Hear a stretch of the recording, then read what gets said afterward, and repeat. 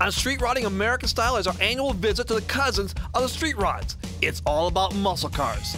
Today we'll take a look at a 67 Olds 442, a 1969 Chevelle Supersport. Of course there has to be a Mopar, so we have a 69 Plymouth Roadrunner, and a very clean and mean 68 Mustang.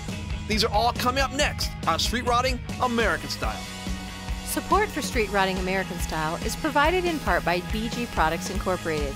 BG Products Incorporated is dedicated to making vehicles last longer and perform better in the meantime. In shops all over the world, BG Products serves the driving public with innovative products and proven programs of automotive maintenance. More information can be found at bgfindashop.com. They make you look, dream, and sometimes even wish. These are street rods, built or just owned by those who have the same passion. My name is David Wolf, and along with Cy McCormick and Patricia Brown, we travel to admire these passions. These are works of art and are designed with the personality and the ingenuity of the owner in mind. Built in garages, barns, and even under shade trees in communities all across this great land of ours. This is more than just a hobby. This is an addiction. This is Street Rodding American Style. Cy, would you consider your 64 Volkswagen a muscle car? It's pretty awesome, Yeah. but no. Well, that's why we don't have it on today's show. Okay. Because today it's all about muscle cars. Well, sweet, man. I love muscle cars, but you know what? What? When I'm done with my motor, it's gonna be a V8 killer. So look out, muscle cars. Well, I'll tell you what, until that happens, we're gonna take a look at some real muscle cars. Sweet.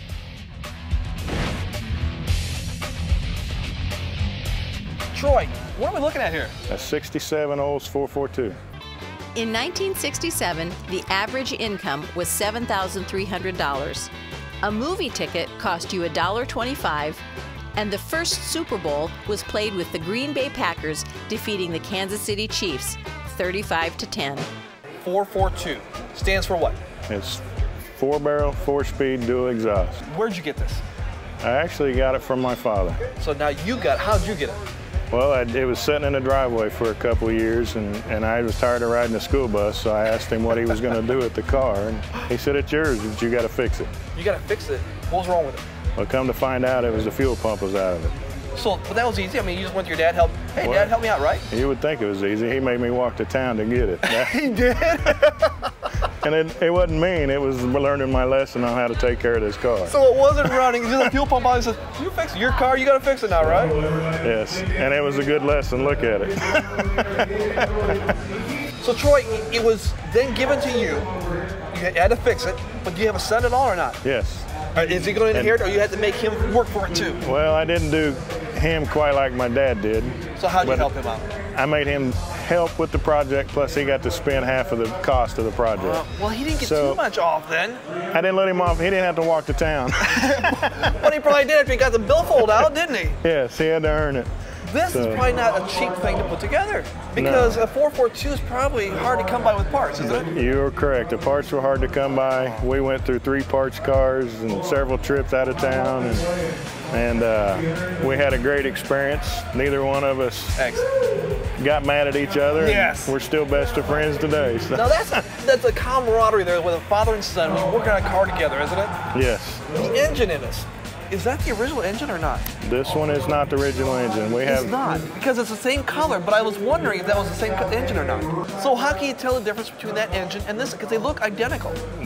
Most people won't, because I put the badge on it to make it look You're like. sucking them in, aren't you? Yes, it looks like the original engine. The only way you can tell is if you're a real Oldsmobile nut, the old cap is on the original motor, slides on and off. This one twists on and off. Twists on, and the other one would just kind of snap, or kind of, it was a rubber one that went just in. push on. Was there anything else that you could tell from a regular, say, Oldsmobile from a 442 that's a body style? Other than the emblems, the Right. 442 emblems, if you're looking at a true 442 car, Right. it'll have the louvers.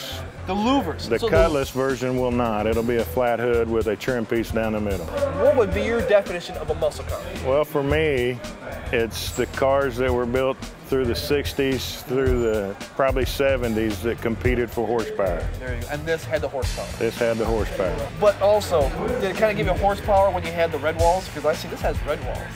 More horsepower from that or not? I don't know that it made more horsepower, but it sure looked good. Doggone right it does. Any future plans for this? Driving it. Driving it. You drive it a lot? Every weekend, just about. Really? A lot of car shows? Yes. And your son is how old? He's 24 now. 24, so he's enjoying the car shows with us too. Yes. But is it in his garage or is it in your garage? It's in ours. He's living at home, so. Okay, so you're sharing. He's sharing the garage. Do you share the car then? Yes. So it's not really officially his yet? No, it's still in my name. But there'll be a day. Probably when will that day come? After he turns 25 so he can afford the insurance. Oh. And then you still get to borrow it, right? Yes. Doggone because it'll be in my garage. Troy, thanks for letting us see this. Thank you. Great. Appreciate it. Almost everyone, including me, knows that oil is important to the operation of a car. And I have Russ Bynum here today from BG Products, who is my oil guru. Right, Russ? Absolutely. I want to know, how hard is it to actually change the oil in your car? And can a girl do it? Well, it's very easy, actually, once you know how. And yeah, even a girl can do it. Even a girl can do it. I've heard of 5W30, 10W40, semi-synthetic, synthetic. Absolutely. And I know you're pretty impressed that I know a little bit about that. So tell me, what is the difference and how do you know which ones you can use? There's a lot of different oils out there, and basically I would have you refer to your owner's manual. Okay. Okay, because it's going to tell you exactly what weight of motor oil to use in your car. I've also heard that there are some additives that you can put in the oil. Do you really need those? Additives are good, okay, because let's face it, your car is your second biggest investment you're going to make in your life. This is true, this is true. So you want to keep it on the road for as long as you can, right? Right, Okay. absolutely. So what I recommend is to flush your engine, number one, once a year, okay? And so why put clean oil in a dirty engine? So we want to clean it. This is a good cleaner. It's 109. It's made by BG Products. And you actually put this in with the old oil, and you let the car run for about 20 to 30 minutes before you actually drain the oil. What this does... This is before the oil change? This is before the oil change, correct. And then after we change the oil and put new oil in, we're going to put this additive in, which is MOA. This is like a vitamin for your car as far as additives go, okay? A little steroid for your oil? Exactly. This has got really good detergency in it, and this has also got a very good anti-wear, okay? So what that means is most engine wear is done during dry startup when you start your car in the morning because the oil's all the way down at the bottom. This stays to the parts on top of the engine, so when you start the car, they're already lubricated. Lubricant, gotcha. Exactly. Less engine wear. And now that I have passed hopefully passed my Oil Change 101 class with Professor Bynum, I am ready to change my oil, but first I have to find out what tools I need, and I think it's going to take a little more than a hammer and a hacksaw. Do you want to know the secret of a strong marriage? Build a muscle car together. That's what Ron and his wife did, and both his marriage and his Chevelle are going strong. See what we mean next on Street Rotting American Style.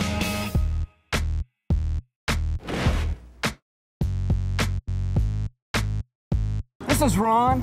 This is a Chevelle Super Sport, and it is super sweet. Ron, I gotta know more about this thing, man. It is so awesome. Well, it's 69 SS Chevelle. In 1969, the price of gas was 35 cents a gallon.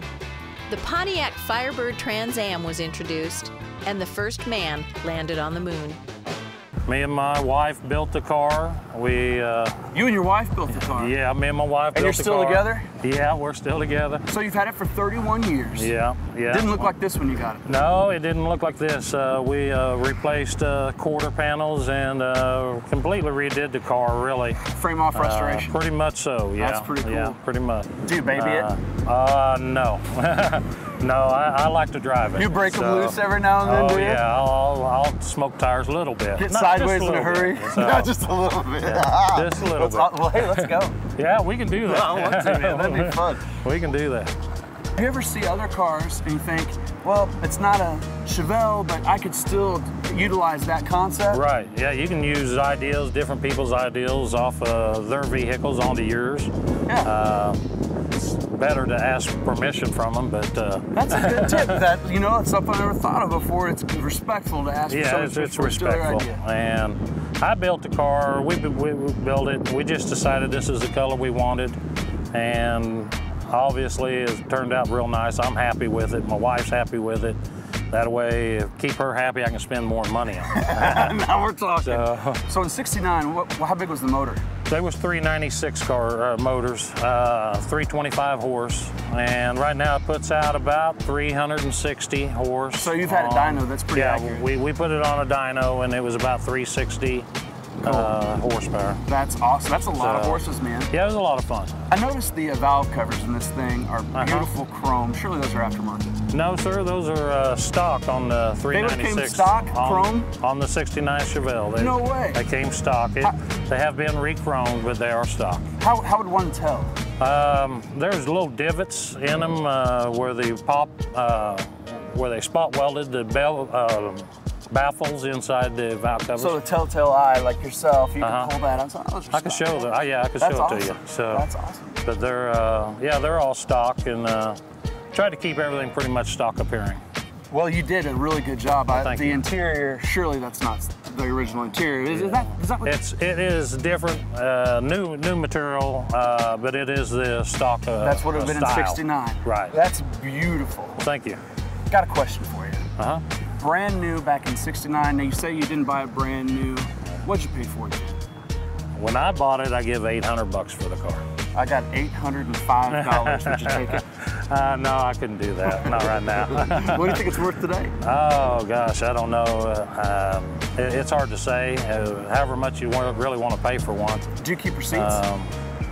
No, I didn't want to do that because my wife might see them. That's something to remember for everybody. Might have seen them, so. But no, she was real good about it on what we spend on the car and everything. I'm going to guess they're somewhere in the neighborhood of $50,000 now. You've got 50 grand wrapped up in this, so you think that's what the value is? I do not. That's about the value of them, thereabouts. Well, Ron, you've done a great job. You should be proud. This thing is a beast. I've got one more question for you. Can we hear this bad boy? Oh, yeah. Let's fire it up, man. Yeah, sure. Okay, Russ, I think I am ready to tackle this project. But I'm gonna be straight up with you. I just had a manicure today, so the first thing I think I'm gonna need are some gloves. Of course. And here you go. Are you ready for surgery? Yes, yes I am. I think I'm ready to tackle this.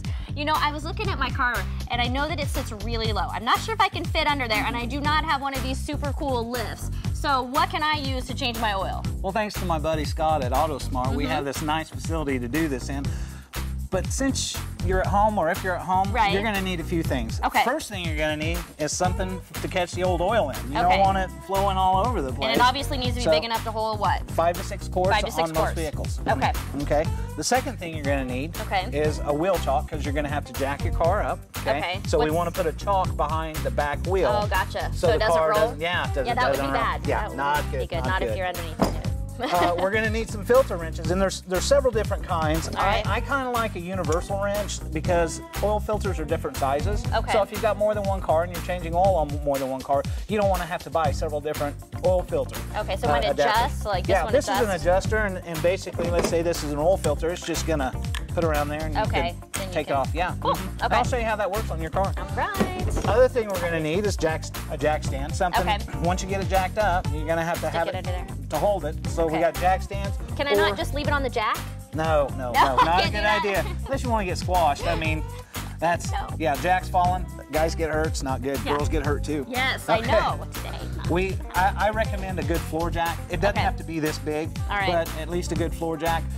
Try not to use the jack that your car comes with to change the tire. Like the one that, Yeah, that's not very safe to do an oil change with. But if we had the jack stands. But if you had the jack stands, you could jack one side up at a time, absolutely. Just you want to make it safe. Okay, and then you're just going to need the size wrench that fits on the drain plug. And the oil and the filter too, Oil and filter, gotta have it. All right. All right. Okay, I think I am ready to tackle this project. All right. And show you even a girl can do it. Robert is a repeat on Street Rotting American Style. Only last time it was with his '68 Dodge Charger. Wait till you see what he brought this year.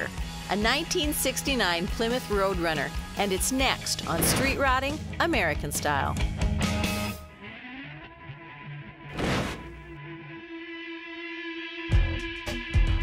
Robert, tell me what we're looking at here. It's a 1969 Plymouth Roadrunner. In 1969, the internet is first used by the U.S. military. Monty Python's Flying Circus debuted on television, and the Beatles performed their last public appearance on the roof of Apple Records. A friend of mine rebuilt the car He was in the area of Assyria, Kansas, saw it sitting in a field. He saw this sitting, okay, he saw this sitting in a field. Saw it sitting in a field. So it was just sitting there rusting or not? Yes, it was rusted. Who can let a Roadrunner rust? Well, evidently somebody can. Oh, so somebody who did not appreciate what they had. Right, it was sitting there with a Mustang, and there was a dog attached to the car. To this or the Mustang? This was to this. To this? Yes, this was his dog's doghouse. Okay, it goes back like you said. He did not know what he had. Right. Well, he knew what he had, but he didn't care. He didn't care. Exactly. He was the original owner of the car. Ah! Okay, So, my gut is just wrenching just hearing this story, but go ahead. So Ken stopped and said, walked up to the guy and said, hey, I'd like to buy that car. And he says, well, I'll sell you the Mustang. He says, no, I don't want the Mustang. I want the Mopar. Right. I want the Roadrunner. So he said, that's my dog's house. And he was more concerned about his dog having a house in this car. Right. But he purchased the car. What about the Mustang? As far as I know, the Mustang's still sitting there. So Ken actually was the second owner of the car. I'm the third owner of the car. But it's a numbers matching car. He had the 440 Magnum engine in it, and he had the 383 motor that's in it now, the numbers matching motor.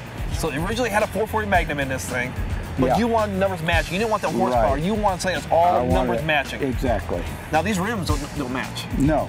The original rims that should be on this car are just a regular rim with a dog dish hubcap, what they call them back in the day. And those dog dish, back then, they were as ugly as can be, but now, they're probably pretty cool to see on a car, aren't they? Well, yeah, they are. I mean, you know, now that we appreciate what they are, but back then they just didn't have the pizzazz, you know? Right. So now how many muscle cars do you own? You just own this one, right?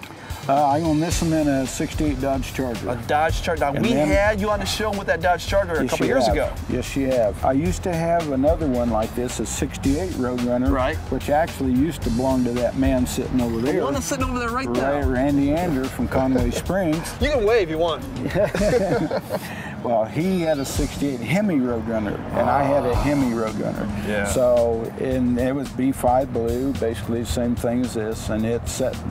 I think I'd maybe put 500-600 miles on it. Okay, Robert, give me your personal definition of a muscle car. A muscle car to me is something that was affordable back in the 60s that was fast. Something fast. Like your Roadrunners, your Chevelles, your Novas. Right. But back then, weren't those kind of gas guzzling engines that they had in here? Yes, they were.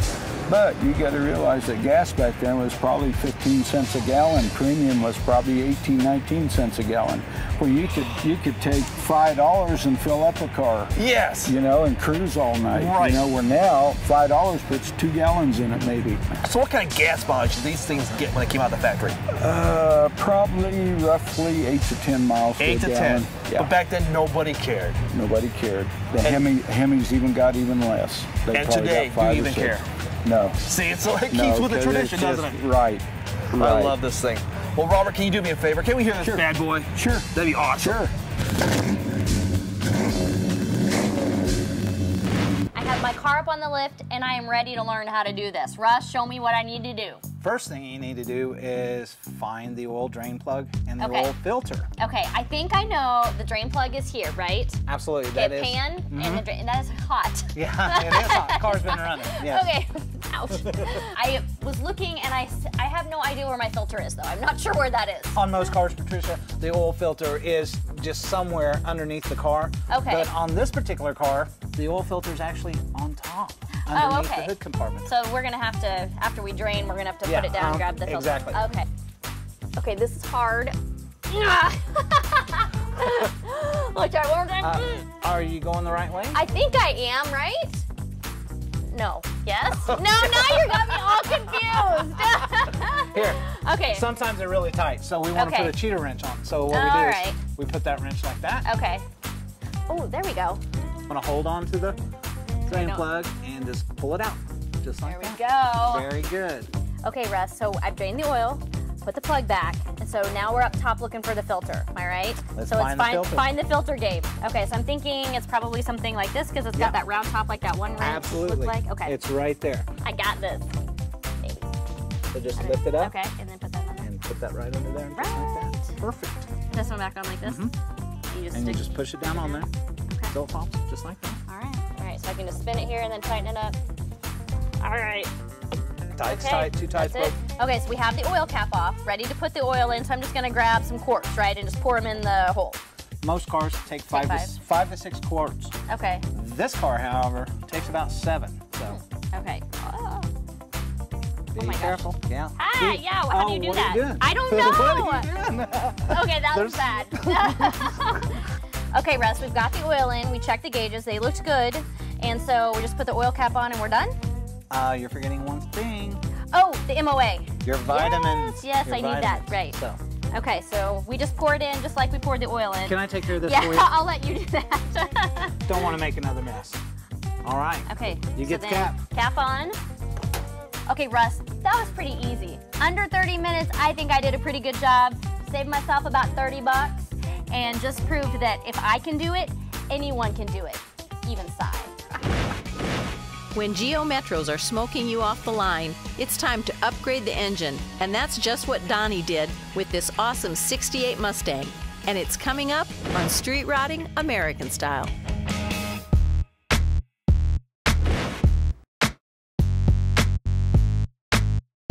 I got the women's volleyball coach of Southwestern College right here. His name's Donnie. He's about 1 billion feet tall. He's got this awesome Mustang, and I gotta know more about it. Donnie, what do we got? 1968 Mustang. In 1968, the average cost of a new car was $2,800. Martin Luther King was assassinated, and the Detroit Tigers won the World Series against the St. Louis Cardinals. Not running almost nothing stock on this thing. Nothing stock. I don't like, no. Everything about it I try to change. So you didn't get it this way? No, my dad had it before me, and I loved it when he had it, and then I got it, and throughout high school and through college and beyond that, my mission was to make it my own. Absolutely. That's what Hot Rod's about. You get something, you get some ideas from some other guys, and you make it your own. You went nuts with the ideas on this thing, though. We got the glass black, we got the charcoal, the Viper red. It pops, it draws your attention to it. Donnie, why these colors, man? You know, I don't know why these colors. It was always red. I had it in high school. My cousin painted it for me. He did the Viper red. Whoa, it was painted the Viper red all over? Yeah, this red was everywhere. That's a whole bunch of red. It was basically a glowing flashlight at night. It was insane how red it was. But my mom talked me into it because I wanted to be black, and she's like, you know, black cars don't stand out. You don't say, oh, I remember that black Mustang. You remember that red Mustang. But ever since then, I've always wanted to be black. And yeah, this one, you definitely remember this car. Yeah, and this is kind of like a modern twist on a classic. And Absolutely. That's kind of my style. Like I like the old with the new, and you kind of see that throughout the car with the seats and very cool, the wheels and all that stuff. Were you wanting a Mustang?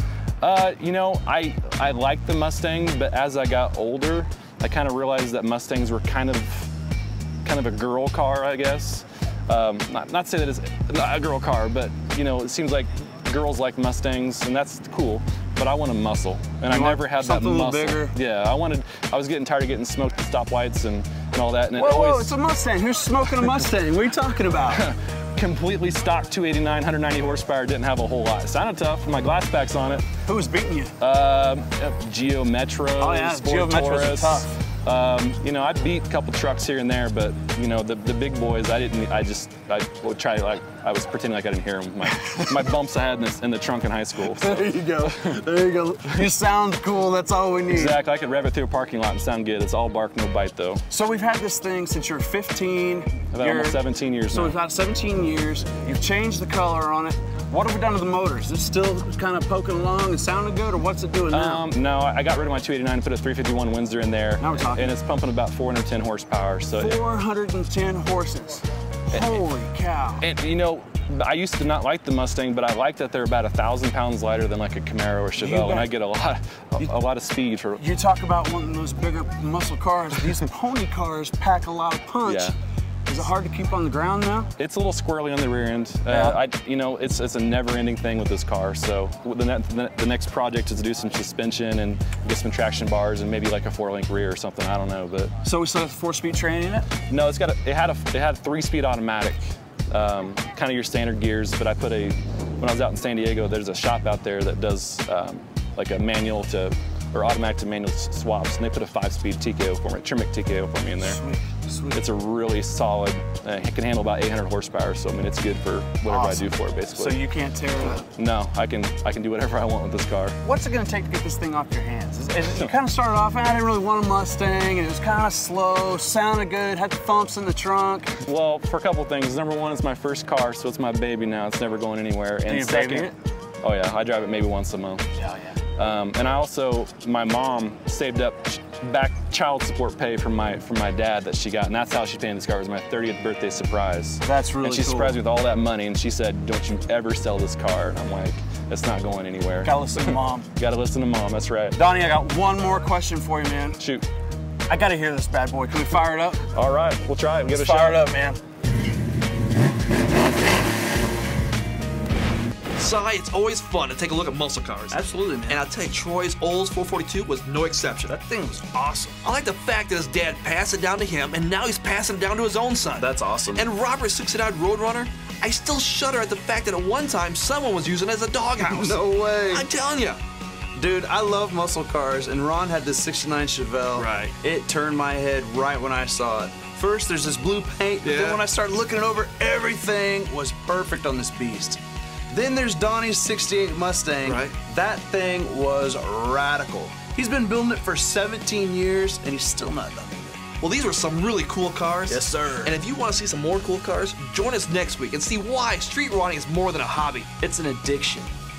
Support for Street Rotting American Style is provided in part by BG Products Incorporated.